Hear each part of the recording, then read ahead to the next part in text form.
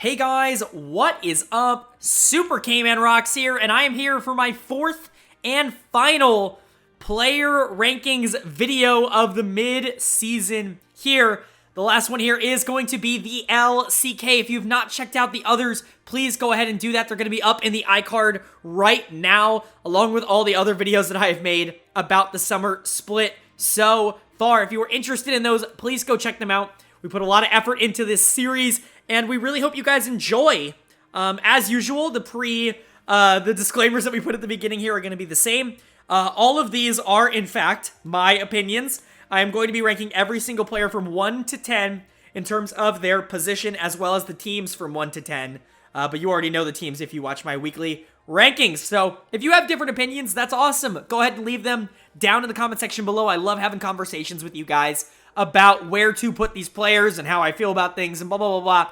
I love talking shop with you guys down in the comment section. So if you have anything you want to talk about, feel free to drop it there. But I don't want to waste too much time. There is a lot to get into. So like I said, we are going to be going from 10 to 1 in terms of my current updated power rankings that I have in my weekly recap series, talking about all of the teams, all of the players. If you guys are excited, leave a like. I usually don't ask that before you watch the video, but these videos take a lot of time and effort to make. So if you are enjoying them, it would really do me a big solid if you left them a like. But without further ado, let's go ahead and jump right in. We're going to start off with number 10 here in my power rankings. And anybody who's watched the LCK so far this year, it should be no surprise to see who number 10 is for me, and that is going to be Fredit BRION.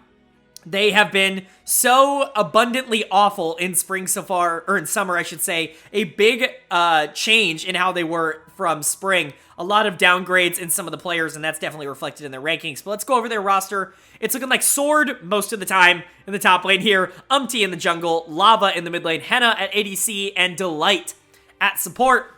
This team is not very good, are they?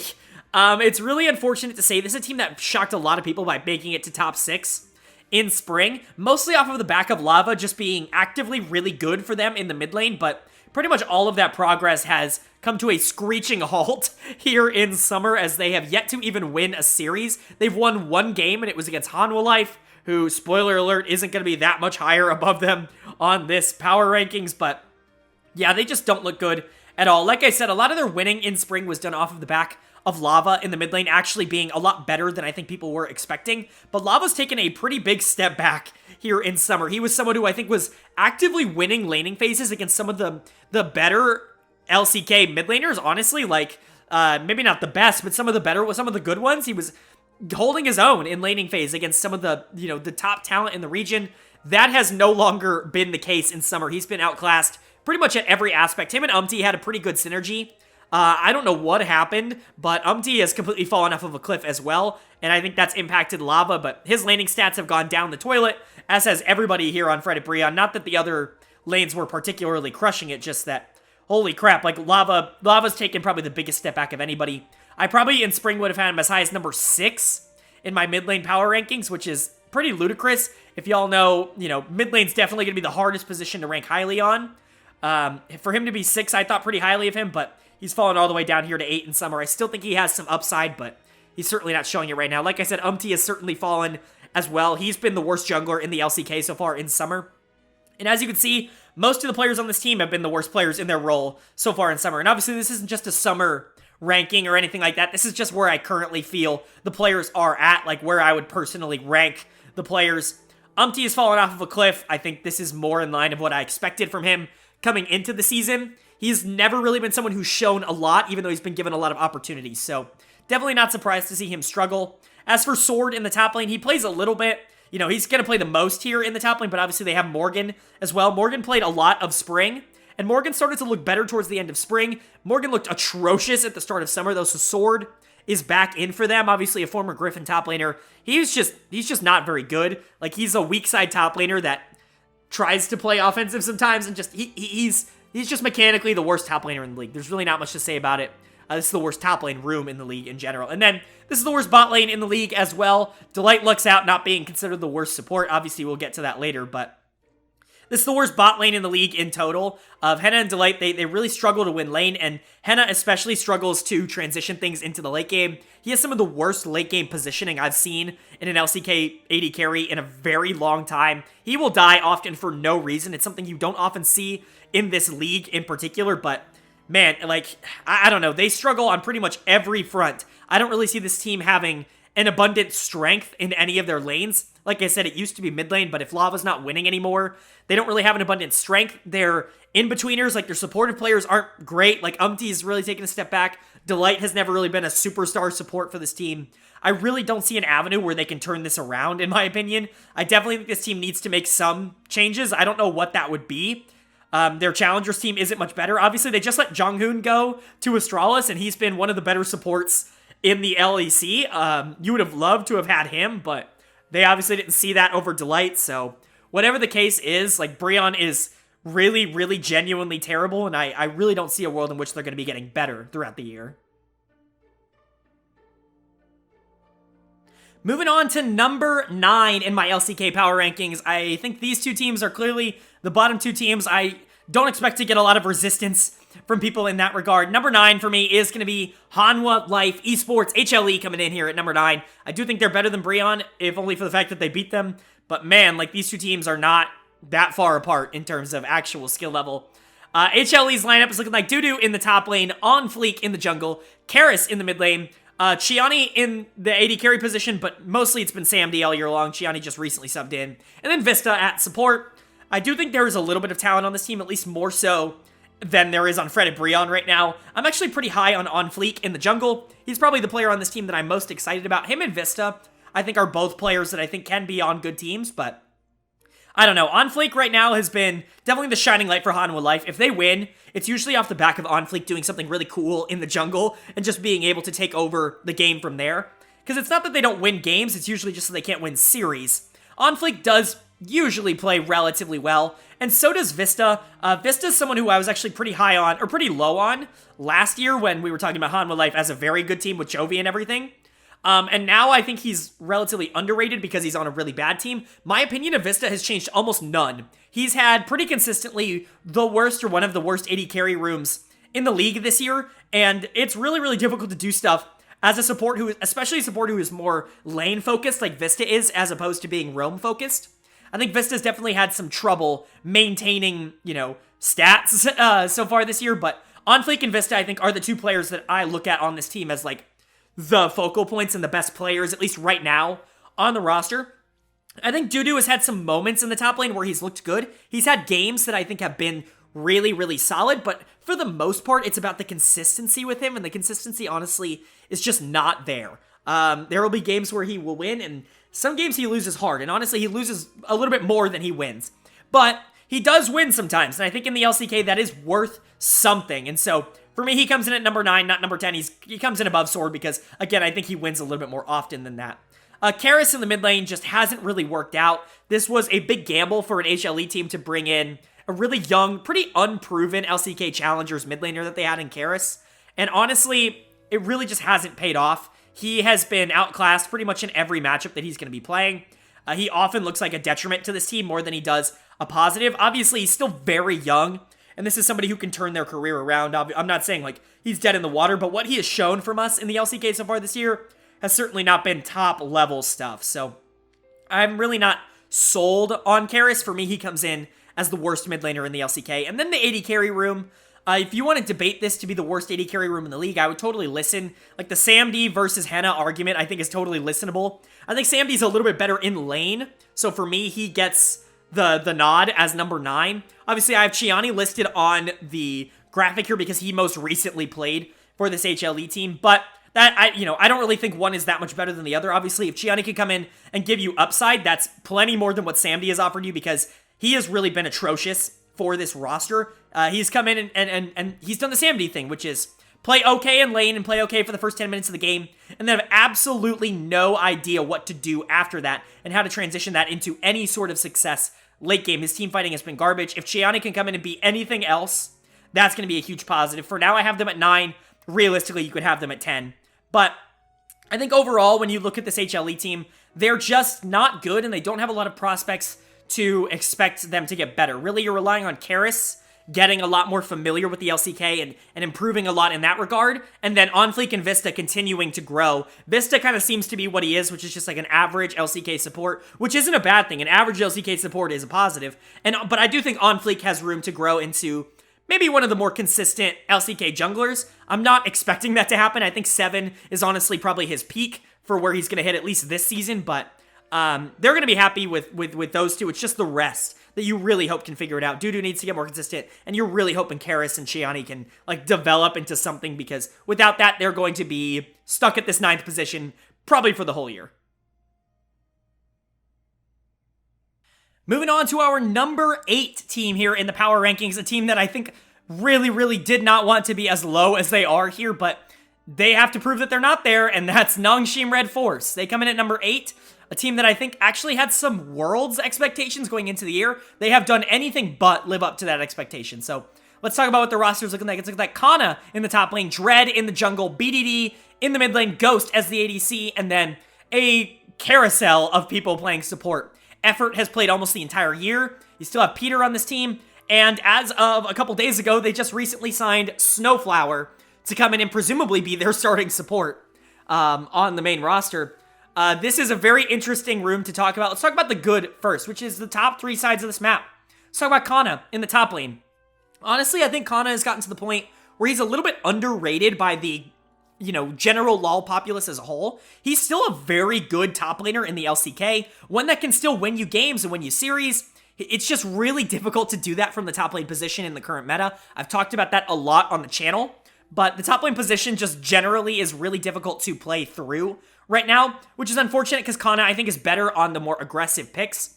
And even when we see him on the off, like the tanks and everything like that, the more supportive, the less resource-heavy picks, I still think he does a good job. I really think Kana overall is just a very good LCK top laner. Maybe not one of the best, maybe not someone who's going to take over a game, but still a very good one. Dread in the jungle is a little bit different. They're going to come in with the same ranking, but for very different reasons. Dread is a player who I think when he wins very hard, and he can win you the game, but there are oftentimes that Dread will just lose you the game. And the thing with Dread is he's so streaky. He will have these runs of 3 weeks in a row where he's the best jungler in the LCK, and 3 weeks in a row where he's the worst jungler in the LCK. And there really isn't a lot that you can do about it. There really doesn't seem to be a lot of planning or expectation for what's going to cause it. He just shows up sometimes and is great, and he shows up sometimes and he's real bad. I think right now he's on a little bit of a bad streak. I still think he's a good player, especially when he's on, but the consistency problems with Dread are always going to be his biggest issue. As for BDD, I think he's taken a step back this year. Obviously, he's still a very good player, and in my opinion, he's clearly the best player on this team. But I think he gets a little overhyped for how good he's been this year. I think a lot of people are calling him super elo hell trapped, he's playing really well and the rest of the team is playing bad. I think his laning stats are fine, and that's contributing to, I think, a lot of people saying that he's playing well. But he's been almost a non-factor in team fights all year long. I certainly don't think he has been as blameless as a lot of people would have you believe that he has been for Nongshim's failures. Not to say that he hasn't been the best player on the team, because like I said, him and Kana have pretty clearly been the best players on the team. But I still think BDD is just fine, right? He's someone who in the past has always been a phenomenal mid laner, someone who I think has always been underrated in a sense, but I think we're starting to get to the point where that has flipped itself around, and now BDD isn't contributing everything he needs to, and he's being a little overhyped. Again, not saying he's a bad player, just saying he has been under his normal expectation for this year, and he's not completely blameless for Nongshim not winning as many games as they thought. But really, the biggest problem this team has, and we've talked about it all year long, is that this bot lane has just been really garbage. Both Ghost and Effort. And I'll talk mostly about Effort here. Snowflower will be up on the screen. I'll give a little bit to him at the end, but really this has been Effort's team all year long. And Peter played quite a bit in spring, but mostly Effort. Ghost and Effort just do not click. Effort has easily been the worst support in the LCK. There's a reason they have the 10th ranked room in the LCK right now. It's because Effort has, without a doubt, been the worst support in the LCK. And even then, someone like Peter couldn't break into the first team. So I don't know what that tells you. They feel like they have to go get Snowflower, who has not played competitively. I have to remind you, has not played competitively in over a year. So that is something to keep in mind. Certainly not something that I am super thrilled about hearing. I expect this room to not be a positive for them all year long, but if Snowflower can come in and at least be relatively stable, obviously someone we've seen at the LCK level before, not really someone who's ever really succeeded heavily at the LCK level. A lot of his success has come outside of the LCK, but still someone I believe can be a stabilizing force here. And then Ghost, former world champion Ghost from DAMWON. He's really been exposed, I think, on this team. Obviously, he's always been known as the non-carry, the low-resource ADC that you put on a Senna or you put on an Ashe and you just kind of let him be there and help the team out. But he's been a flaw this year for this team for sure. His he gets caught a lot. I think him being hidden on DAMWON, I think, was done very cleverly. Because it's not that he was always a bad player, just the fact that he had so many good players around him that when he would get himself into situations that would normally be punishable by most other teams, they had the players to be able to get him out of that. He's no longer in that situation, and that has been a big problem for him. He gets caught a lot, and he doesn't quite offer that team fight damage that you really need from an ADC, especially when your team is often losing laning phase, and Ghost and Effort had an abhorrent laning phase statistic, so yeah, really, that's the bot lane is the big problem here for Nongshim, and the reason they fall all the way down here to 8. They're going to want to be in playoffs, but right now, it's just really difficult for me to see this team as anything other than a low-tier team. I still can probably put them closer to KT and, you know, Kwangdong than I do to Hanwha Life and Fredit BRION, because this team does still have talent, and if they can just figure it out and put it together, they'll be better. But again, that's a lot of ifs. That's not a lot of things that have happened. So we're just waiting on them to see if they'll actually show it on the Rift. That's going to bring us to our final power rank team that I have out of my projected playoffs, coming in here at number 7. And that team for me is going to be KT Rolster, a team that I've generally been lower on than I think most people all year long. And I think it's starting to come true here. Even when they've been on win streaks, I don't know if this team has it in them to be a top team with some of their weaknesses. But let's talk about that. Their roster is looking like Rascal in the top lane, Cuz in the jungle, Vikla in the mid lane, aiming at ADC, and then Life at support. I certainly think this team has positives. Most of those, for me, are going to be Rascal in the top lane. Rascal, as anyone who follows this channel knows, is a channel darling. He's one of the people on this channel that I have talked up quite a bit over the years. I think he's incredibly underrated for what he offers the team in terms of how well he can carry from the top lane. Unfortunately, this meta kind of sucks for that, and it means he can sometimes get punished for trying to carry from the top lane when that can be a very difficult prospect to have in 2022. I still think he's a good player. I don't think that, like, his recent struggles are entirely indicative of how good of a player he is and blah, blah, blah, blah. I still think he's a top 3 to 4 player, but if you ask me, you know, I think somebody asked me in the comment section at the beginning of spring, like, or near the beginning of spring, like, who's the best top laner in the world? And Rascal was genuinely in that conversation for me. Not sure if he's in that right now. Still a very, very good player that you can put a team on the back of and can win you games. Another player that I think is pretty underrated on this KT team is Life at support. Obviously, this is somebody who, over the years, has certainly not been underrated, but mostly because he's been on some very good Gen.G teams. He comes over to KT Rolster here, and he's still really good. Like, he's made aiming, I think, look a lot better than aiming is. Not to say aiming's a bad player, we'll get to him in a minute, but I think having Life as a support partner is definitely a bonus for any AD carry, and I think we're starting to see that, especially in recent weeks. This bot lane is starting to win more, so we'll talk about aiming and Life as a duo now as well. Aiming has been okay. I think he has his ups and his downs. Aiming struggles with playing aggressive. I think it's something that you want to see out of him more. He is a great late game team fighter. He can just take a while to get there, and he can certainly struggle with, you know, the 2v2 fights early. I think Life helps a lot with that because Life is a phenomenal early 2v2 fighter. And it's really helped Aiming get leads, and when Aiming gets leads, he actually does really well maintaining that. I think it's just the consistency of that has him a little bit lower on my personal player rankings. Not to say he's a bad player, but just to say maybe not to that same extent that the players above him are at. I know usually we talk about in these videos that mid lane is the deepest position for most regions. For LCK, it is easily AD carry.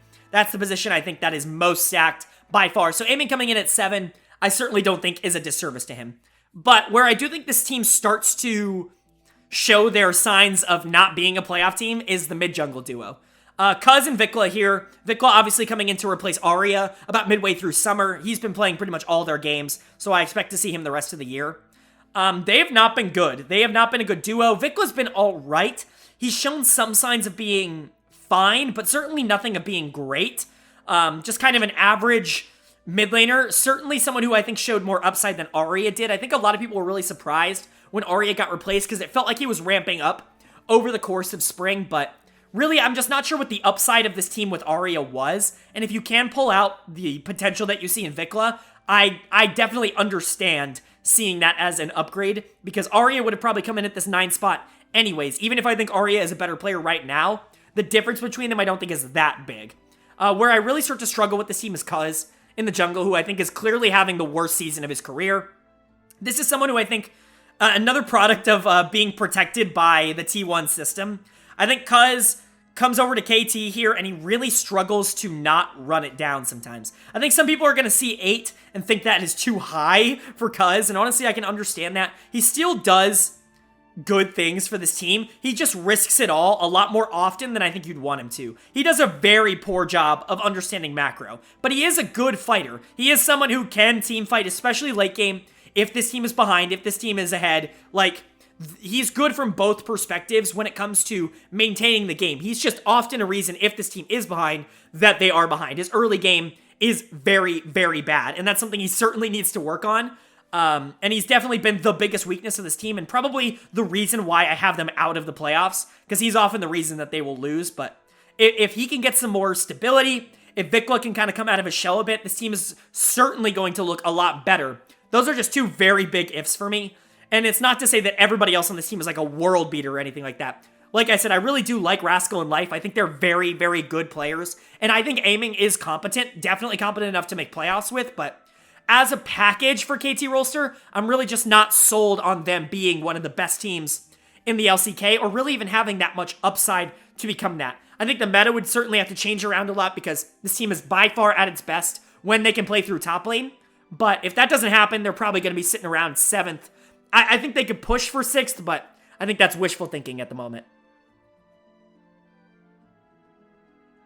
Now we get to move into our top 6 teams, my projected playoff teams here in the LCK. And I do think I'm not going to say there's a jump up, because I actually think KT and this number 6 team are rather close. But coming in at number 6 for me is going to be KDF, the Kwangdong Freecs. And they're good. They're a good team. They're not a great team, and I'm not sure they can ever really become a great team, but let's go over what their roster is looking like. It's looking like Kian in the top lane, LM in the jungle, Fate in the mid lane, Teddy at ADC, and then Moham has now become their main support. I like this roster, mostly because there's a lot of good players on it, but really, I'm not sold on anybody here being great. And that, it's totally possible, and I think where you're hoping it comes from is a meta that can really unlock Kian in the top lane. Another team that I think really relies on their top laner being ahead, very similar to what we talked about with KT. However, I do think their bot lane is a little bit better, which we'll get to, but let's talk about Keen for a second. This is a guy who at the beginning of the year I told you was the best top laner in Korea, and I think, in a sense, I kind of still agree with that, or I agree with the idea that he is close to that. Obviously, we've had some awesome performances from someone like Zeus to jump up there, but him being at 3 I think is very well deserved, and I don't think it's a slight on him.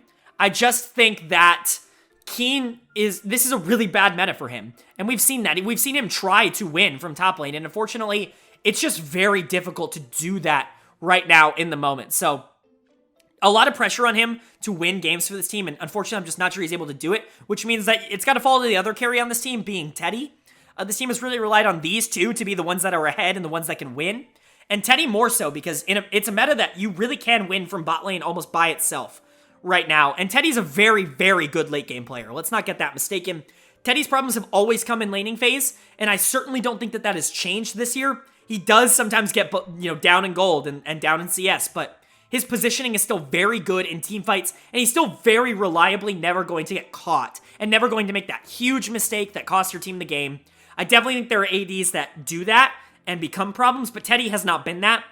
He has struggled to find a support that can keep up with him. Hoyt was playing for most of the season. He was a huge issue. Obviously, Hoyt was playing for DAMWON for a while, went to T1 Challengers, was good there, but you know, him and Teddy just never clicked as a duo, at least in the LCK. And you bring Moham in here. I do think Moham has been an upgrade ever since he has started playing. He's certainly looked less like a liability. I'm not saying that Moham is exactly a strength for this team. There's a reason he comes in 8th. But I certainly think that they are more of a consistent team with someone like Moham in there than they would have been with someone like Hoyt, who every once in a while would just lose them games. So I like that. And I like Fate in the mid lane for the most part. I think people are really high on Fate. I'm a little bit lower on Fate, I think, than the consensus is.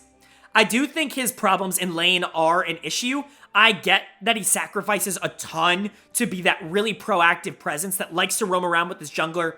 Very similar to what we see in a player like Niski on Mad Lions, where it's just like, laning phase doesn't actually matter, let's go impact the map. I get that that's important, but when he does play laning phase, he often isn't quite able to keep up. And I do think that is a little bit of an issue, especially in a meta right now where those global picks are not as good. The Twisted Fate isn't as good. The Rise isn't as good. These are picks that Fate is very much known for, and they're just not quite as efficient right now to pick.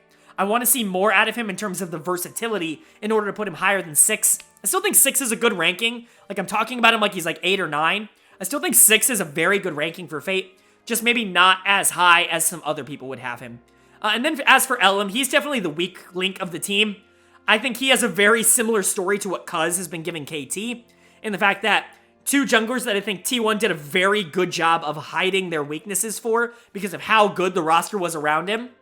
You bring him over to KDF here, and he has pretty consistently been the reason that this team loses when they do lose. Him and Hoyt were pretty huge problems for this roster. I have Elim actually a little lower than Cuz.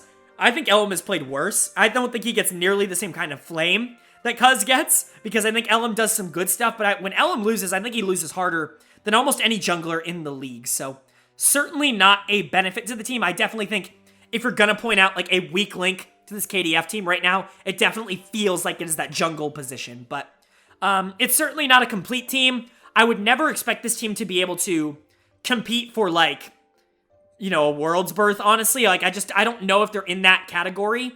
I think they're probably happy to be making playoffs because they certainly have some question marks. But if the meta were to shift, could they go higher than, you know, at 6? Yeah, they could probably get up to 5. They could probably be better than the team above them, but I don't know. The top 4 for me feels pretty unattainable for KDF, even though they beat T1. That more feels like just a game that T1 took off rather than KDF being particularly great. But like I said, if the meta shifts, if you're in a meta where Keen can carry a little bit harder, and Teddy maybe has some pressure off of his back and not jungle attention in his lane every 2 seconds, I think maybe KDF can be a little bit more aggressive and maybe a better team, but unfortunately that's just not the world we live in right now, and as it is, I just can't reasonably and feasibly put them higher than 6.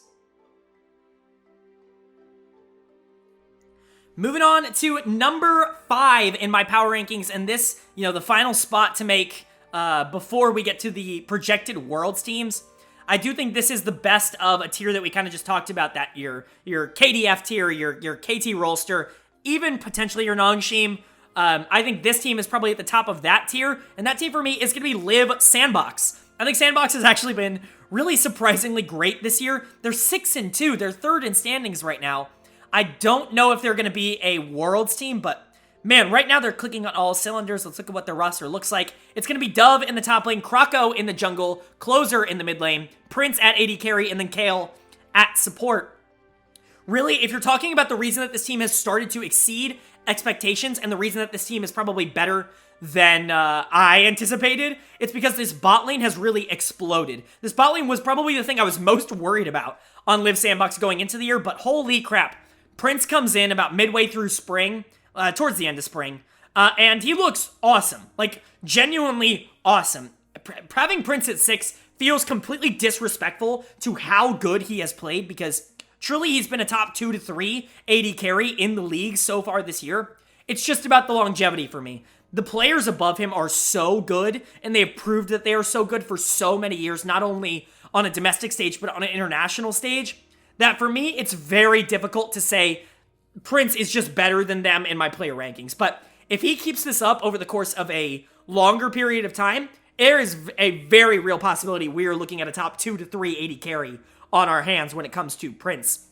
And him and Kale have phenomenal synergy. Kale has also really started to play great, especially here in summer. His game has really stepped up a lot. He was someone I had a lot of question marks about, especially in spring when this team was losing. But pairing him with Prince, giving him the ability to take these 2v2 fights, which has clearly become his preferred playstyle, like giving him that opportunity, I think has really unlocked something in him.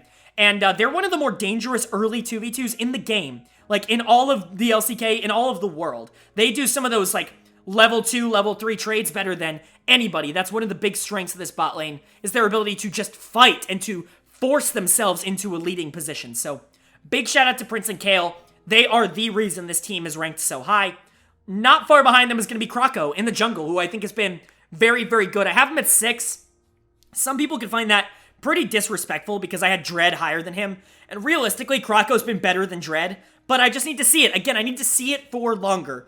I believe in Dread right now more than I believe in Krako when it comes to, like, playoff time.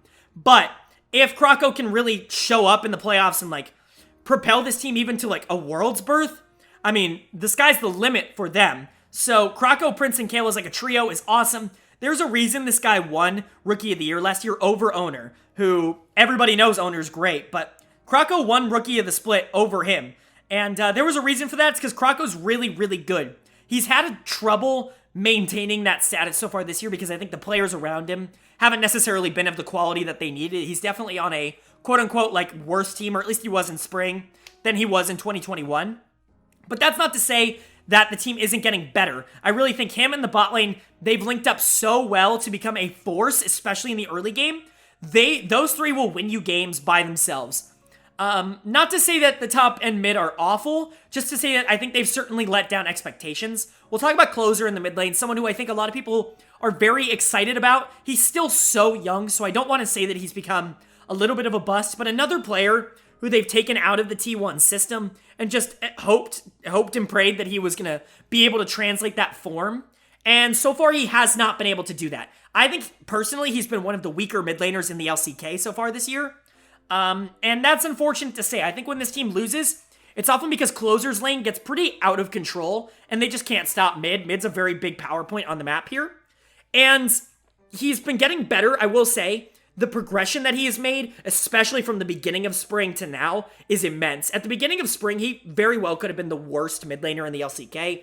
He's made his way up to probably around 7 or 8 now, which I think is a good place for him. It's certainly not somewhere where he's going to get completely abused, but he's not this big PowerPoint of the map that I think Liiv SANDBOX probably signed him to be. That's really become their bottom lane. And then in the top lane, you have a converted mid laner, Dove, up there. I think he offers you a lot of cool flexibility, especially in draft. I'm a big fan of draft versatility, and I think Dove gives you that. The ability to play a lot of the top mid laners, as well as those flex picks, things like Akali that we've seen him on, and actually be able to do really well in lane with them, I think is very important for Dove. I just don't know if he's quite great on the other picks, right? Like the tanks, the fighters. He's not a superstar up there in the top lane, but I do consider him a positive for this Liiv SANDBOX team and someone who does make their ranking better by having him on the team. So overall, as a group, I think this team has nowhere to go but up, especially if Prince continues to develop and if Kale continues to develop and if Krako can even continue to develop. Like this team, the sky's the limit. They really genuinely could be a Worlds team if they push that hard. And if they are, then Prince is one of the best AD carries in the world. But if Prince doesn't hit that marker of being like genuinely a top 3 AD carry, then I'm not sure this team has the depth to be able to maintain something like that, because their solo lanes still are a little bit of a question mark at a world-class level. It's just the potential of this team is so high that I'm just hoping and praying that they can reach it. Moving on to my number 4 team in my power rankings. This is where we start getting to my projected Worlds teams, because of course the LCK has 4 Worlds slots after making Worlds finals last year. So let's go ahead and talk about who number 4 is. Number 4 for me is going to be DAMWON Kia, a team that I think a lot of people want to see higher, especially with the talent level on this team, but there are definitely some issues here. So let's talk about it. Their rosters look like Nuguri in the top lane, Canyon in the jungle, Showmaker in the mid lane, Dektum at ADC, and then Kellen at support. The talent, obviously, of this team is the jungle mid duo is arguably the best in the world. And they've been the best in the world for many years now. In fact, I think you can make an actual real argument that Canyon and Showmaker is the best jungle mid duo ever. I personally believe that argument. I think they are, at their peak, the strongest mid-jungle duo ever. I think both of them have taken a little bit of a step back this year, which is unfortunate to say, but they're both still so good. Canyon, to me, is still the best jungler in the LCK. He still continues to win games for this DAMWON team, even when they have no business winning them because their bot lane loses sometimes, and, top lane's such a weak role, and Showmaker hasn't been as consistent as you think. Canyon can be the guy that can still just win you games by himself, but we've also seen performances from Canyon where he gets gapped, and those were just not things we were seeing in past years. For me, he's still number one. He's still the best jungler here in the LCK, but I think the gap is a lot closer than it used to be. As for Showmaker, he comes in at number 2 for me here. Obviously, the difference between number 1 and number 2 in terms of mid laners in the LCK is like almost irrelevant when it comes to Chovy versus Showmaker. Chovy's had a much better year for me, so he's going to get that number 1 slot. Spoiler alert. Showmaker comes in here at number 2, but that's not a slight on Showmaker. He's still one of the top 3 to 4 players in the LCK, even if he hasn't totally played like it so far in 2022. He's had moments where he's still Showmaker, and he has moments where he's phenomenal, especially in spring. But summer's been a little bit of a slow start for Showmaker, and that's definitely disappointing to see. Hopefully he can find his form, because we know at his best, him and Canyon are the 2 best players in the world. So if he can find that, this team's still pretty unbeatable. And that's because they add Nuguri back here in the top lane. It almost felt unfair when they signed him, but luckily Nuguri has some rust on him, and he definitely still has some FPX form in him, which is good to know. He comes in as number 2 on my top lane tier list. He would have come in at number 1, but he has not played super well in summer so far. He hasn't been bad. It's just, again, top lane's a position where it's really, really hard to take over from that position. And there's one player in the league that has genuinely been able to take over from that position, all year long. And so Nuguri comes in here at number 2. Not a slight on him. He's still a phenomenal player, a world-class player. I think we're going to see the best out of him come playoffs and come Worlds time. He's always been a player that I think has stepped up in the important moments, more so than he did in the regular season and things like that. So I'm not super worried about that top side, even if he hasn't been phenomenal.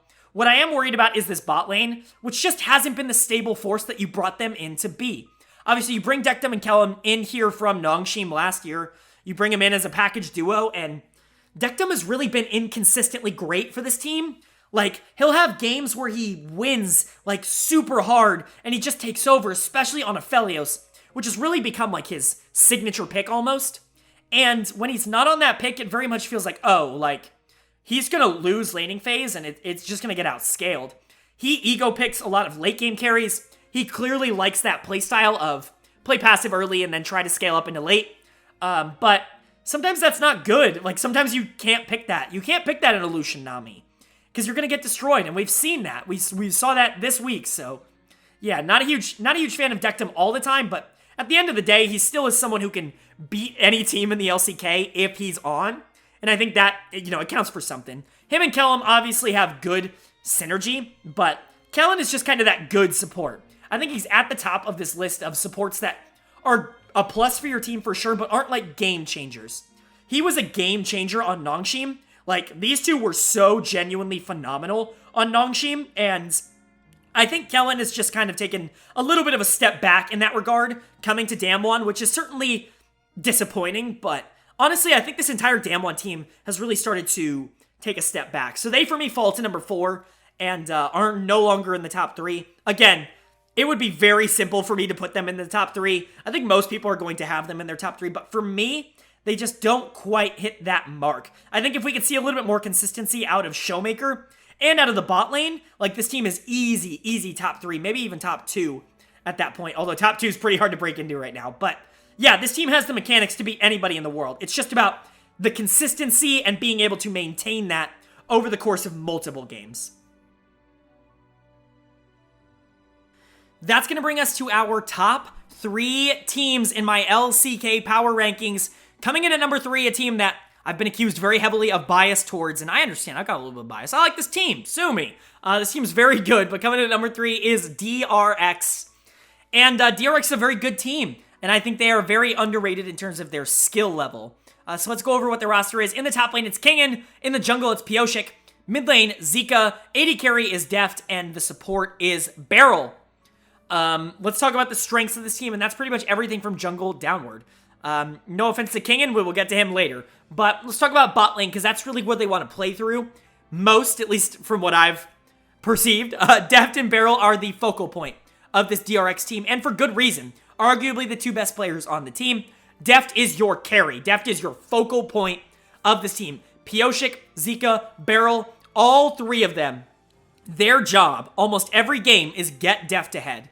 And yeah, it's a strategy, but man, Deft is such a good late game team fighter, and he's so smart about not giving away leads that honestly, I completely understand it. Sometimes teams figure that out and they take away the bot lane and DRX runs around like a chicken with their head cut off, but even then, Pyosik is still capable of winning games in the jungle.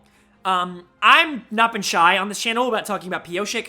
He's my favorite player in the world in terms of how he plays, his champion pool, etc., etc. Just like him as a player, he's my favorite player in the world for a reason. There's a reason people call him Pyosik.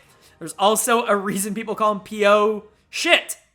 Because he is a little off and on sometimes, but so far this year, I think he's been mostly on. And for this team, I think when he's on, like, he's one of the best junglers in the world. And I mean that, like, I really, really do. Coming in at number 4 here isn't meant to be, like, some sort of slight against him. There were a lot of really freaking good junglers in the LCK. Pyosik is absolutely one of them, and he deserves to be in that conversation. I didn't really talk about Beryl, but Beryl's awesome, like genuinely phenomenal here. Like we talked about Deft being one of the more reliable late game team fighters. Beryl is one of the more phenomenal, reliable supports in the world. He's not this flashy guy that I think is going to get a lot of like player of the games or a lot of support, you know, like, nominees for things, but he's just so consistently great that he separates himself from, I think, a lot of supports that will often turn themselves off if they don't get their way. He's good at everything. He's great at engaged champions. He's great at enchanters. He's good in the 2v2. He can roam. He's smart. He has good map awareness. He can shot call. Like, Beryl is just, I think, a support that pretty much any team in the world would want. And yes, he has his strengths and his weaknesses, but at the end of the day, he is kind of a jack of all trades, master of all of them. And I think that is pretty much invaluable for this DRX team. Zika in the mid lane is a player that I think has been underrated for many years at this point. His time on BLG, I thought he was phenomenal. And he comes over to DRX, and he shows why I believed that, because he's probably one of the better supportive mid laners in the world. We talked about this a little with a few other players. Sometimes you don't have to be, your mindset doesn't have to be, I'm going to carry the game. Zika certainly can do that, and he has picks that he likes to play aggressively, but he's more so known for playing with his jungler and roaming around and being proactive. And that has really unlocked this DRX team. And I think doing that has really, like, I think the flexibility that he gives them is pretty unparalleled. And it's a big reason why I think this team has been so successful so far this year, is because this team really is incredibly flexible in draft and in playstyle. Like, I know I said they love to play around Deft, but Pyosik can carry. Zika can carry. Like, these players, if they are trying to take away Deft too much, will just win the game on their own. But if they don't, if you don't fully commit to taking away Deft, like, he will also just win the game. It's a very difficult proposition to go up against DRX. You also have Kingen in the top lane. Definitely a little bit of a weak link on this roster. Probably the biggest weak link of anybody in the top 4, unfortunately. But luckily for them, top lane is just not that important of a role right now. And you can certainly survive with Kingen being on a tank every game or being on a fighter that just can't die.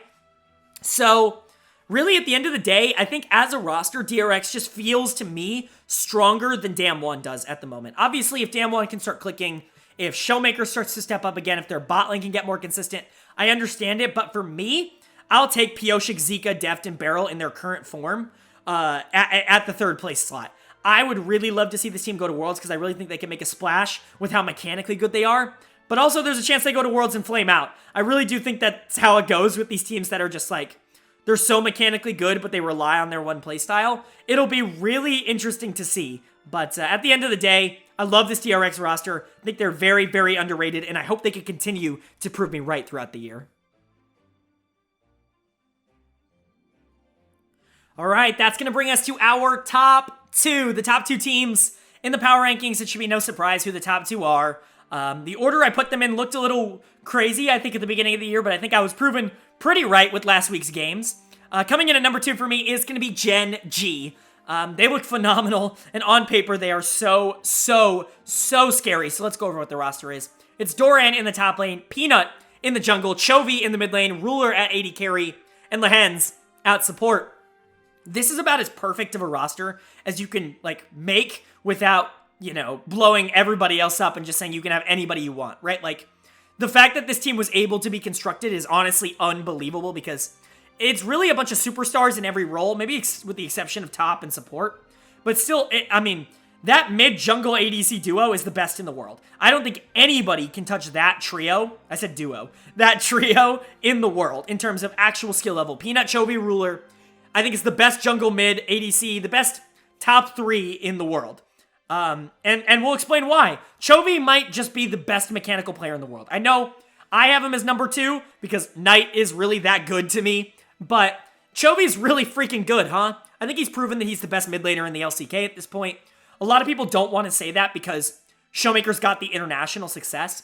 But Showmaker took a pretty big step back in terms of actually how he's playing so far this year. And to me, it's pretty clear that Chovy has overtaken him. Again, not saying anything bad about Showmaker there, just how good has Chovy been. And a lot of that is due to the fact that you pair him up with Peanut here in the jungle, the best jungler he's ever had. I know there's going to be some complaints about that because Tarzan fans are ecstatic, but Peanut's probably the best jungler Chovy's ever had, especially for his style. Chovy really wants all the resources dictated into him, and Peanut's a very supportive style jungler, probably the best at that style in the world in terms of, I know I called Karsa out for that, but, you know, him and Karsa are kind of on the, I think he's just more better than Karsa, honestly. Peanut's just, he's so good on these tanks and on these facilitators at ganking and making an impact in every lane and just keeping the map under his control. He's a very smart player, but he's also very talented. He just doesn't need to have the gold to do that. He doesn't need to be on the Wukong to carry the game, right? He can carry the game on a signature Poppy pick. He can do it. We've seen him do it many times. And a lot of times those ganks are ending up mid lane. And that's a big positive for this team, because if Chovy gets ahead, the game is absolutely over. You have one of the most consistent bot lanes in the league. Ruler's probably the most consistent AD carry in the world. In my opinion, he's the best AD carry in the world. You can fight me on that, and you can debate that in the comment section. But for me, no one beats Ruler in terms of talent. And you have Lehens there, who, again, another player with some signature picks that are pretty wild. Shout out the bald man. But, still, like, even when Lehens is going off and doing these crazy plays that gets him killed for no reason, Ruler's still winning in farm. Like, that's how good this bot lane is they create so much pressure that even when Lehens leaves and Ruler has to make plays on his own, like, he's just gonna win on his own. That's what's gonna happen, so... yeah, this team is so good. You have Doran in the top lane. I think he honestly gets a little underrated. He's a good player, and he can carry. He just will never have to on this team. Like, you're never... Not only is the meta out of favor for him to carry, because obviously, we've talked about it, top lane's a hard position to carry on from this point, but he doesn't have to. He's got Chovy. He's got Ruler. Like, when is he ever going to have to be the guy with gold on this team? Never. So, I think he does get underrated a bit for that, but he's still a very solid top laner that does well with resources, and you can give resources to him and he will prove you right. I don't think he's quite in that same tier of like Rascal, but he's still a good player, and he's very good weak side as well. A very stable presence in the top lane. I think that's exactly what they need. He's not the weak link that Kingen is for DRX. And so, yeah, honestly, what are the weaknesses of this Gen.G team? I really can't tell you. Like, they have everything clicking. The weakness is that Chovy, if he doesn't have like a monstrous game, they can sometimes struggle for early game advantages, but Ruler usually balances that out, and Peanut does a very good job of making sure that somebody on the map has gold. So, honestly, this team is about as perfect as you can get. The fact that they're in second just shows how ridiculously strong the top of the LCK is, but, I mean, they're a world champion caliber team. Hopefully they can contend for that. I would love, love, love to finally see Chovy in the World Finals, but they're going to have to get there, and they're going to have to topple the Giants at the top of the LCK to get there in the first place. That's going to bring us to our number 1 team in the power rankings, and it should be no surprise. Obviously, process of elimination should already tell you, but if you watch my videos, you knew sooner. Number 1 for me is going to be T1. And they deserve it. I mean, you can talk about Gen.G being phenomenal, and I just did for like 6 minutes. But T1's also just as phenomenal and arguably more complete as a roster. So let's go over what they're looking at. Zeus in the top lane, Owner in the jungle, Faker in the mid lane, Gumayusi at AD carry, and then Keria at support. These are some of the best players in the world at their position. All 5 of them. All 5 of them are in that category. You can make a real argument that Zeus is the best top laner in the world. Owner's been a huge breakout star for this team in the jungle. Faker's the GOAT. I don't have to tell you that. Gumayusi is so mechanically talented, it hurts. If he could just stop making stupid errors, that would be great. And Keria, for my money, is the best support in the world as well. So, where is the weakness? Where exactly do you beat this team? That's what you have to wonder. Honestly, the funny part and the part that drives me absolutely up the wall is that for most of the season, Faker has been the worst player on this team. What does that tell you? They are so good. We'll go from top to support on this one just because there's really no other way to go for them in particular.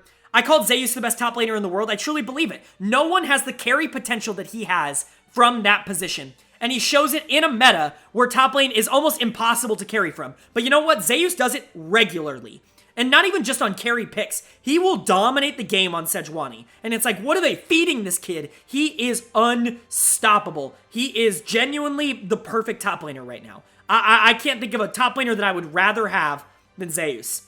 As for Owner, another guy who just can completely take over games. He does have some more down games, which is why he falls below Canyon and Peanut for me, because Canyon and Peanut, I think, are a little more consistent with their amazingness, but it's not like Owner doesn't have the highs that they have. In fact, his highs are just as high as either of them, in my opinion. When he wins so hard, and he does beat Canyon, and he does beat Peanut. It's not like oh, he just crushes the lower tier players. He can beat anyone on any day, in my opinion. He has that level of talent. Faker's the GOAT. What do I have to tell you? Are you coming to my channel to know who Faker is? Like, what do you want me to tell you about Faker? He's Faker. Yes, he's lost a little bit of that carry potential, but you could argue that he's a better supportive mid laner now than he was 2 years ago. What do you, like, how's that possible? Like, he picks, him picking Swain now, I think is a better pick than it would have been 2 years ago. I genuinely believe that. Or Lissandra or anything like that. Not to say he's never been phenomenal at that, but I think he's gotten so accustomed to that role now, it's genuinely terrifying. Gumayusi is, his hands, he's like the Jackie Love, but more consistent. What am I talking about? He's like Jackie Love, but more consistent. He is ridiculously mechanically talented. I don't think he's quite on like Jackie Love's territory in terms of mechanics, but he's still a very good mechanical player that just sometimes makes bad decisions. I think the team around him helps him with that a lot because the shot calling on this T1 is pretty immense and pretty phenomenal. No surprise there, but I'd still think that his ability to team fight and even his laning 2v2s are so disgusting. And a lot of that is also on Keria, who is just the best support in the world. Like, what does Keria not do at support? I don't know. He wins every 2v2. I was just talking about this with Lehens, right? He wins with Beryl, I should say. He wins every 2v2. He roams. He's a shot caller. He's, great early game. He's great late game. He's got great macro. Like, what else do you want? Like, he gives you everything. He is one of the top 5 players in the world, in my opinion. Like, not even just best support. He's one of the top 5 best players in the world.